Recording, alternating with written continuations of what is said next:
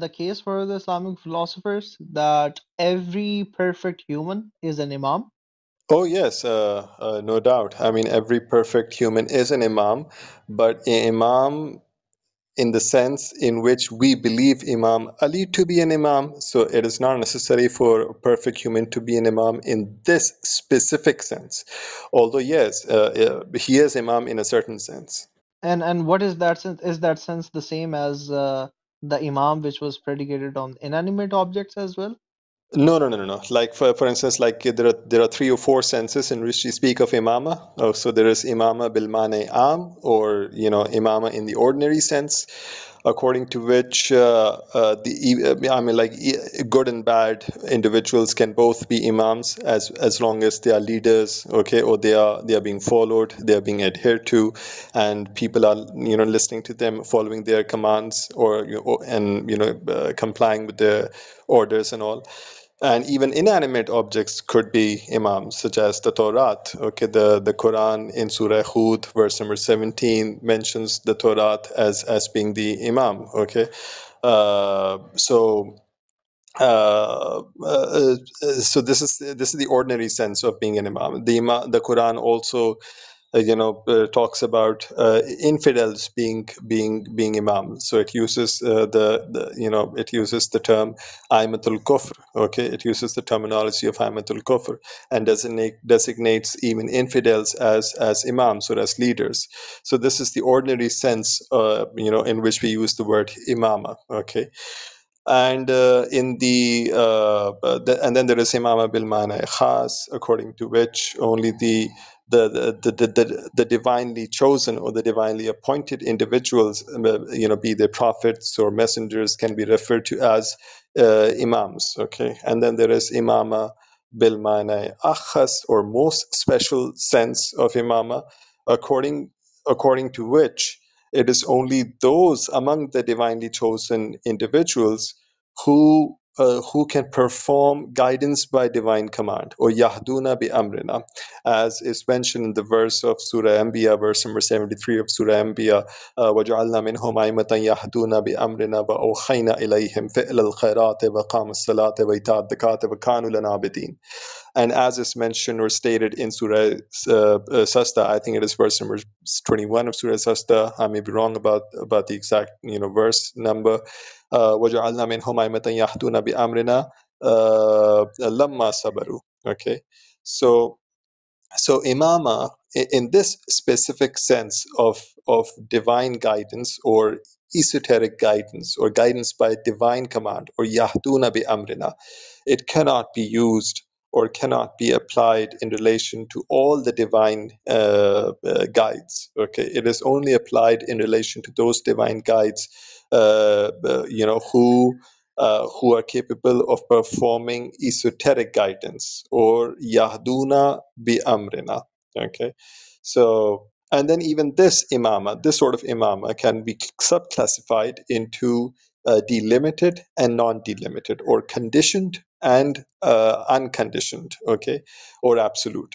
The imama of all the other prophets, I'm talking about this last sense of imama, that is delimited. So Ibrahim's imama, as mentioned in Baqarah 124, وَإِذِ ابْتَلَى إِبْرَاهِيمَ رَبُّهُ بِكَلِمَاتٍ فَأَتَمَّهُنَّ قَالَ إِنِّي جَاعِلُكَ لِلنَّاسِ إِمَامًا قَالَ وَمِنْ ذُرِّيَّتِي قَالَ لَا يَنَالُ عَهْدِ الظَّالِمِينَ.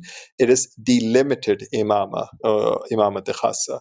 But the imama associated with Rasul Khuda, I'm talking about this third sense of imama bil mane akhas.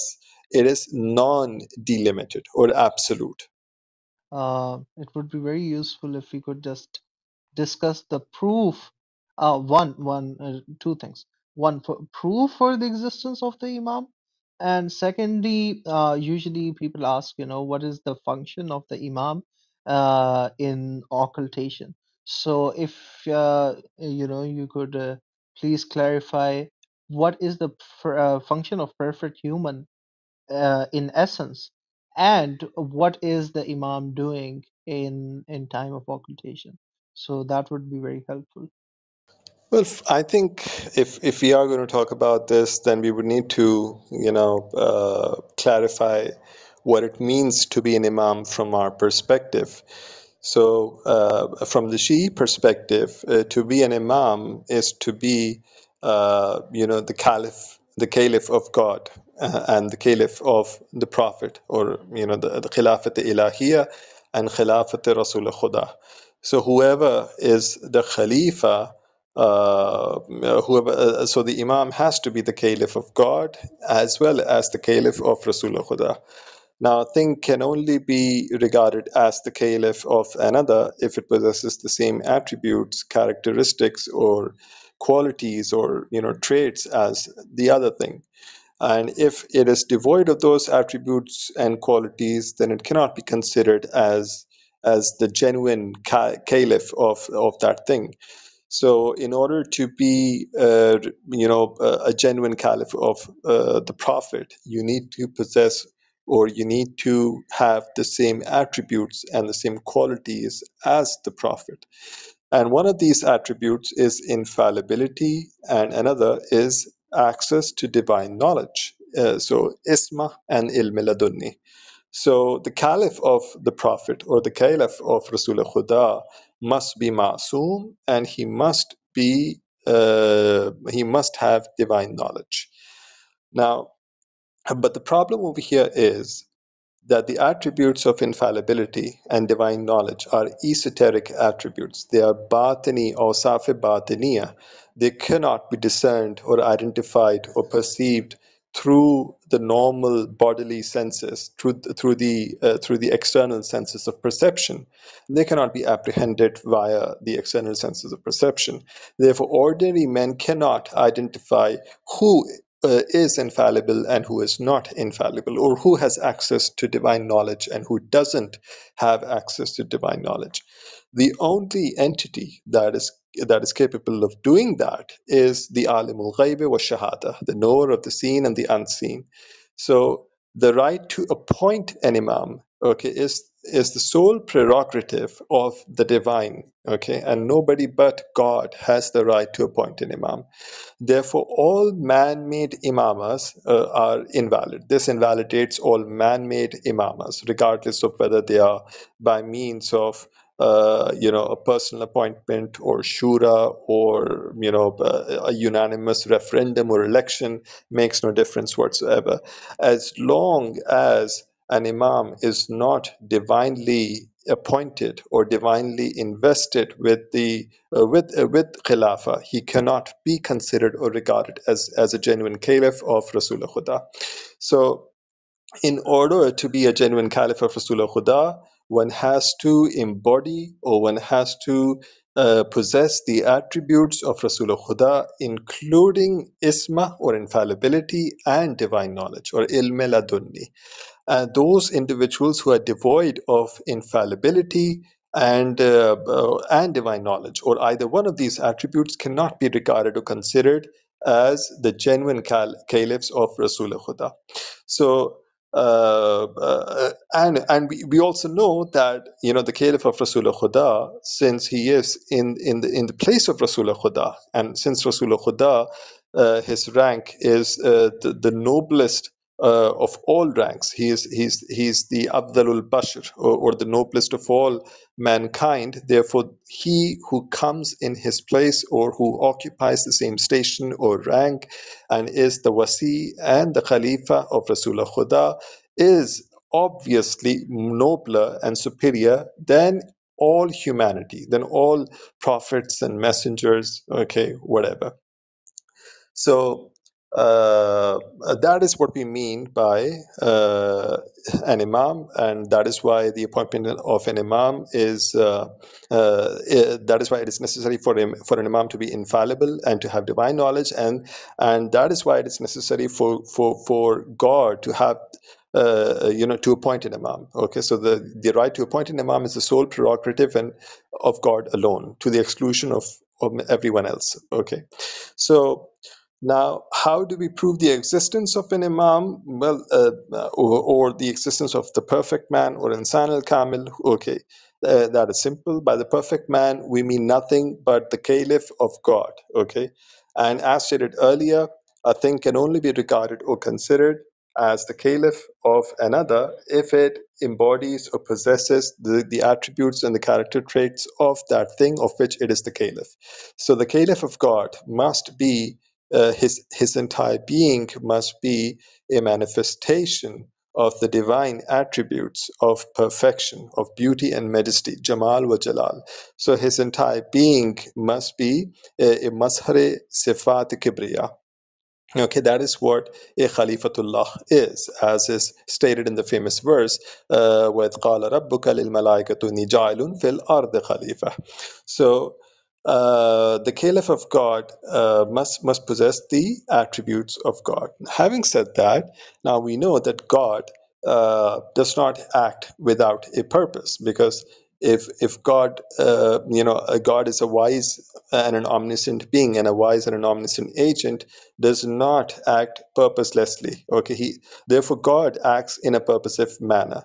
Now the purpose of his actions cannot be something other than his own essence, because we know that the purpose behind which an agent produces his effects or his actions is the final cause of the causality of the agent. So if something other than the divine essence were to be the purpose or the end for which God performs His actions, then then that thing, that whatever that thing is, be it a certain notion, concept, whatever, it would be the cause of the agency of God. Okay, and that would render God dependent upon something other than His essence, and that which is dependent is contingent, and so on and so forth. Therefore, the purpose of God's agency has to be His own essence. Okay, and this cannot be anything but the manifestation of His divine attributes of beauty and majesty. So the purpose behind God's every act of God is the manifestation of his names and attributes, the divine names and attributes, the asma wa sifat ilahiyya, okay, or the asma wa sifat ilahiyya. Uh, Now, the only way, okay, this can happen is by producing the noblest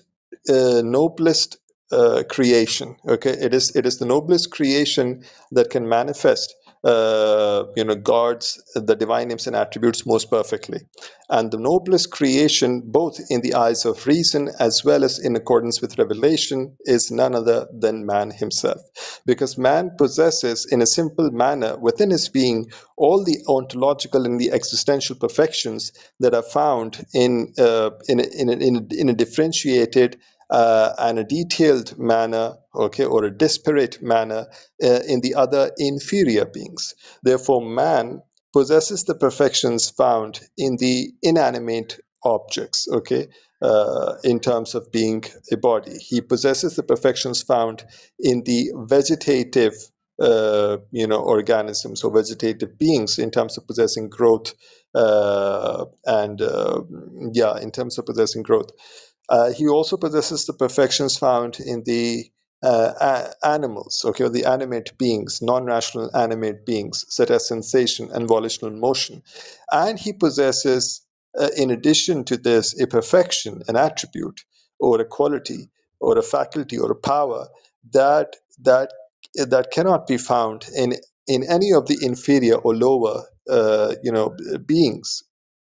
Man, i.e., he possesses the faculty of intellection or reason that basically distinguishes and ennobles man above all other contingent beings. Okay, so therefore, man, okay, by virtue of his the ability to reason or think, and the ability to distinguish between haq and batil, okay, is nobler than all the other inferior beings that do not possess this power or this faculty or quality or attribute, whatever you want to call it.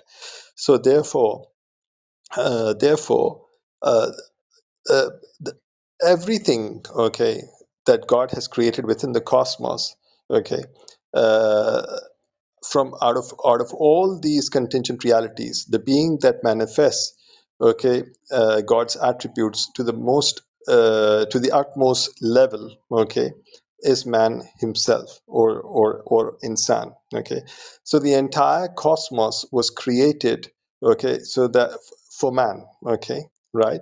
Why? Because we know that the end or the purpose of the existence of the inferior beings is are the nobler beings. Therefore, the end of the purpose of the existence of the elements and minerals is so that the plants may emerge, or arise from them. Okay, and the end of the purpose of the existence of plants is so that they may be consumed by animals. Okay, and the end of the purpose of the existence of animals is so that they may be consumed by man.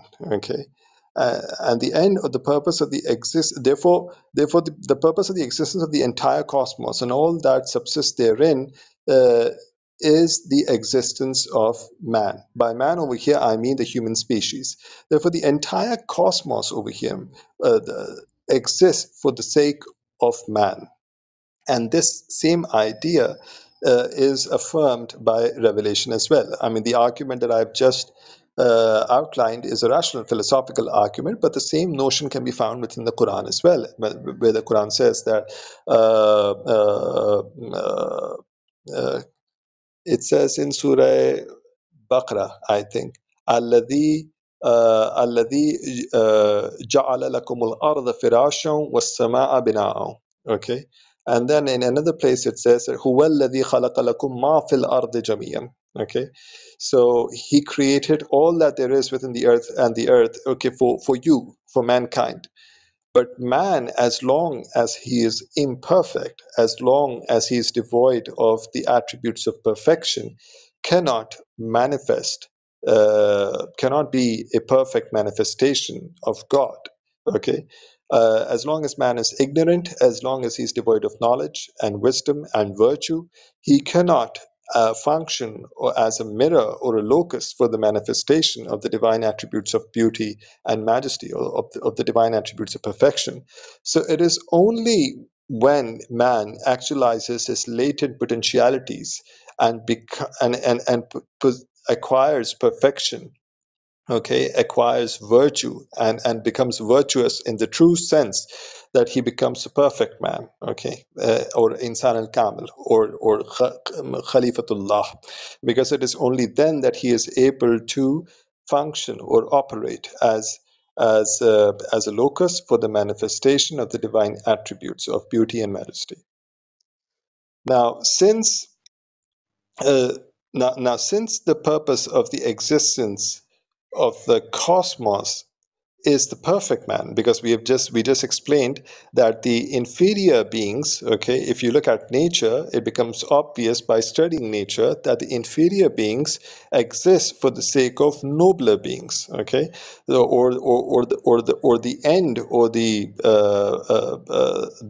that for the sake of which something exists is the end. So the end or the purpose of the existence of inferior beings are the nobler beings. So the entire cosmos, that is the inanimate objects, okay, the plant kingdom, the animal kingdom, it exists for the sake of man. Okay, as we just pointed out, that the minerals and the elements and the minerals exist so that plant life may emerge therefrom. The plants exist for the sake of the animals, and the animals exist so that they may be consumed by humans, etc., etc. So the entire cosmos exists for the sake of man. Okay, in other words, if there were uh, no perfect man, okay, and we just explained that the human species of mankind exists so that the perfect man may emerge from it, and so that he can operate or function as a locus for the manifestation of the divine attributes of beauty and majesty, which is the purpose of divine activity, as we just explained earlier. Okay, because God, being an omniscient and a wise agent, cannot act in a purposeless manner. Okay, he is a purposive agent. Therefore, the purpose of the existence of the entire cosmos is the perfect man. Okay. Now, if there were no perfect man within the cosmos, so the cosmos would cease to exist. Why? Because there would be no reason for its existence. Okay. And if it continues to exist, then the divine agency, okay, would become purposeless, okay. uh, but that is contrary to God's wisdom, okay, and his omniscience. Okay, God is all wise and He's all knowing. Okay, and therefore He cannot be His action or His agency cannot be purposeless. It cannot be devoid of purpose or without purpose. So therefore, the cosmos, it is necessary with for a perfect man to exist within the cosmos in order for the existence of the cosmos to have a purpose. Otherwise, its existence would become purposeless. Jazakallah. Hasnain. But my second question was also about the function of the Imam in Ghaiba. Yes. Yeah, but I thought it appropriate to basically provide the groundwork, and to discuss all these universal concepts and notions prior to coming prior to discussing this particular issue, because this is something specific. But therefore, the people must know that we have a rational argument for what it means to be an imam, okay, and in what sense are we using this term, okay, because as I just explained, there are three different senses in which the word imama is used: imama bil mani am, bil mani khas, bil mani akhas. So the people must be clear in their minds. What exactly do we mean by imama? Okay, and uh, and that we have a rational argument for who is entitled to appoint an imam, and who is entitled to become an imam. What are the attributes that an imam must possess? Okay, so we have just outlined and explained that an imam, okay, by reason of him being the caliph of Rasulullah, must possess all the attributes of perfection and all the character traits of Rasulullah.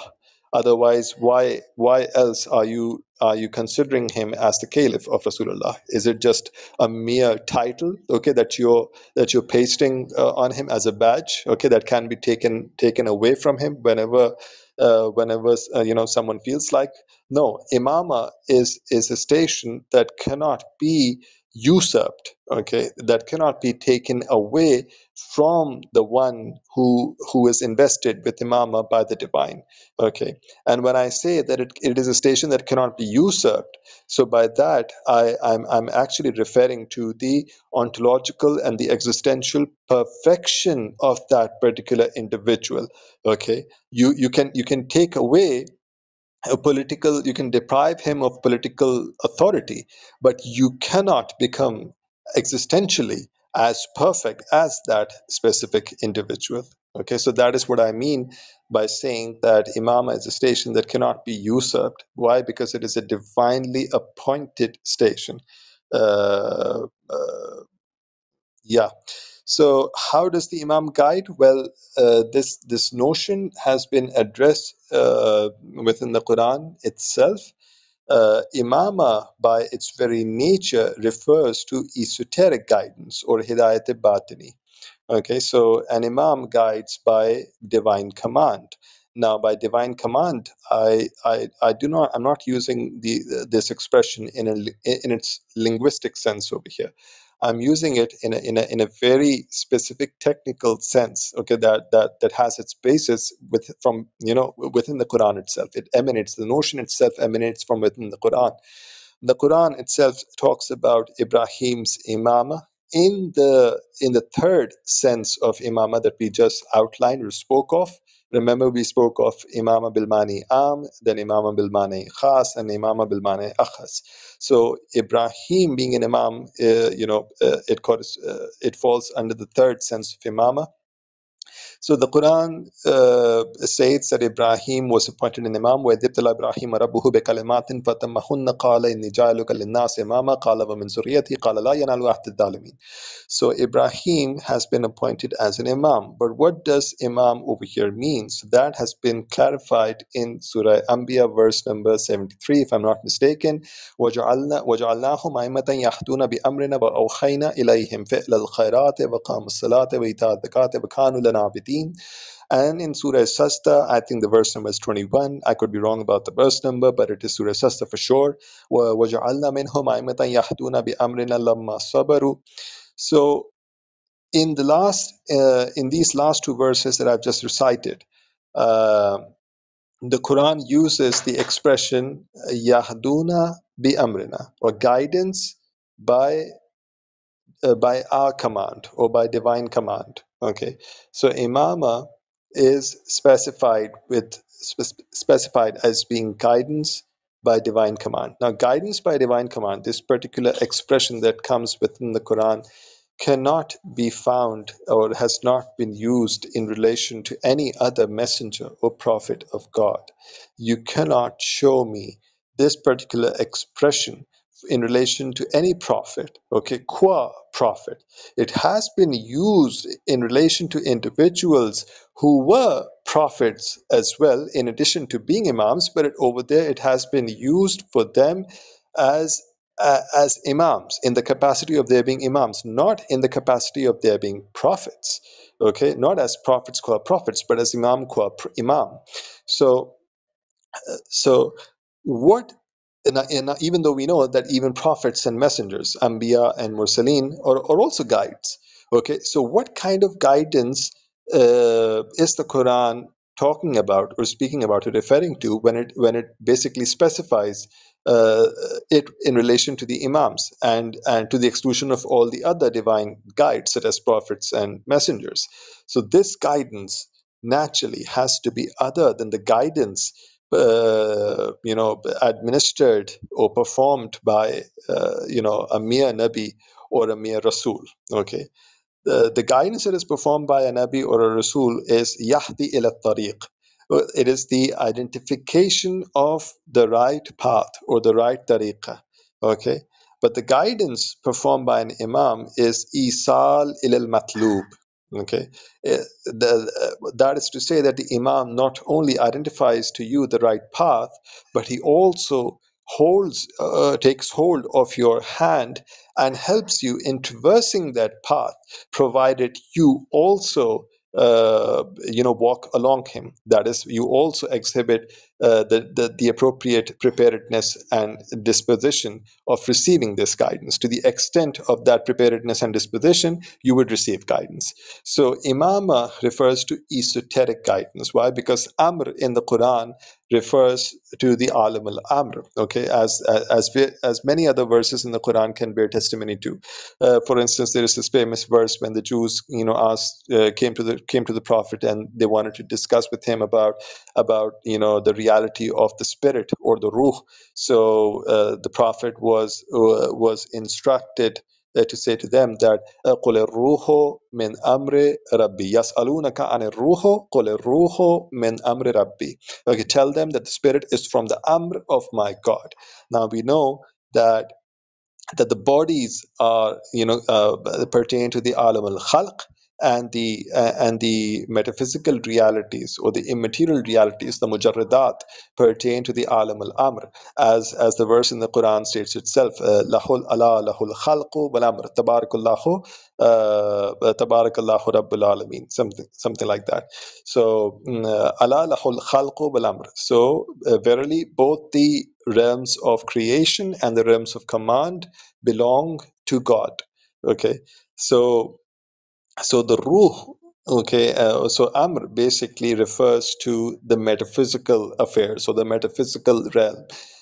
Hence, when the Quran says that an imam performs guidance by divine command or by divine amr, yahduna bi amrina, so it is referring to a kind of guidance that is metaphysical in nature, that is esoteric in nature.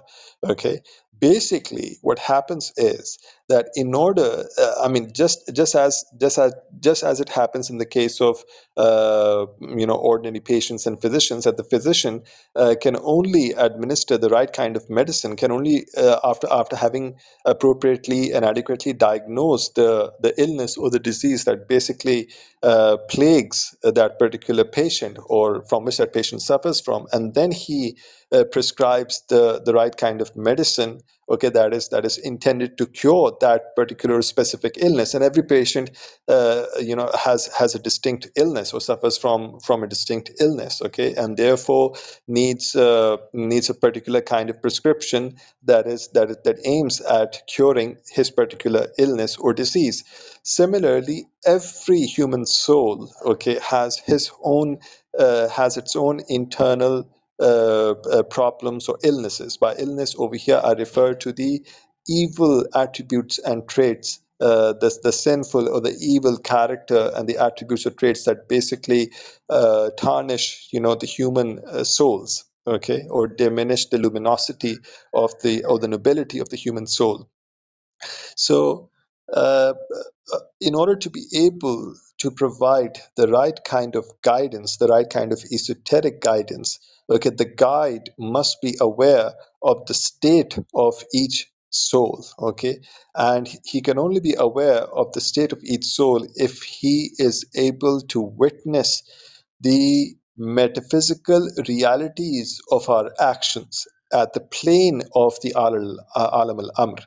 Okay, so every action that we perform in this world, it has a metaphysical reality. It has a surate manavi. Okay, that surate manavi subsists in the alam al amr, and it can only be apprehended, or it can only be perceived by one who has access to divine knowledge. Okay, so an imam is someone who can basically apprehend and perceive the metaphysical realities or the intelligible forms of our various actions, and thereby come to know the right kind of cure that needs to be prescribed or administered to that particular individual human soul. So that is how the imam guides. Okay, now all all the angels, okay, are in the service of the imam. Why? Because the imam is the caliph of God, okay, and the angels serve God through serving the caliph of God, okay. So the imam, okay, in order to be able to provide the right kind of guidance, must have access to this specific special kind of knowledge, which is the knowledge of the true intelligible forms, the manavi, the suvar hai manavi of the amal of the individual human souls. And that is how he gets to administer or to prescribe the right kind of medicine. Okay, now the imam is not, this kind of guidance is transcendent in nature. It is not dependent upon time, a particular time frame or space. Okay, the imam can provide this sort of guidance without being physically present. Why? Because it is the same kind of guidance that emanates from God. God, in order to be able to guide us, need not be present physically. He need not become corporeal and make his presence known by us, okay, known to us, in order to be able to guide us, or Satan, for that matter, in order to deceive us, in order to misguide us, he need not be present physically, okay, as the Quran states itself, yuwaswisu fi sudurin nas. He basically casts insinuations, evil insinuations into our hearts without being physically perceived by us. So if Satan is capable of misguiding us, okay, without being making himself known physically, and without being physically perceived by us, without being physically present in our midst. So why can't the Caliph of God, or Khalifat al-Rahman, be endowed with the ability to guide us on behalf of God, okay, without making himself known physically? So the guidance that emanates from the Imam is needless of a particular time frame or a particular space. It is needless of it is beyond the spatio-temporal confines.